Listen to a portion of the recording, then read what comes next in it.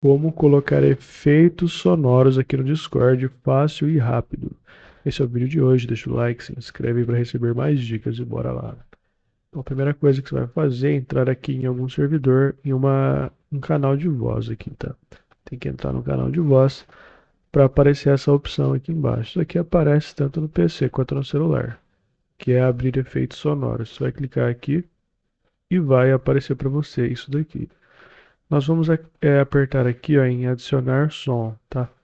No seu pode ser que ele esteja aqui, ó, porque eu já adicionei alguns sons aqui para testar. Então você vai apertar nisso daqui. Aqui você vai escolher o arquivo no seu PC ou no seu celular que você quer enviar ali para o Discord, que é o arquivo de áudio aí, tá? Então selecionei aqui, clico em abrir, ele veio para cá. Aqui você pode selecionar o início e o fim desse áudio, ou onde você quiser. Você pode dar play aqui também se você quiser. Você tem que escolher um nome para esse som, tá?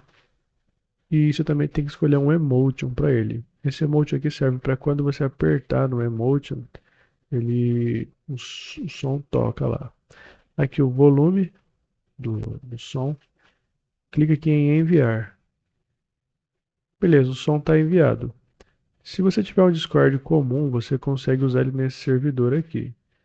Se você tiver o Discord Nitro, aí você consegue usar esse áudio em qualquer servidor, beleza?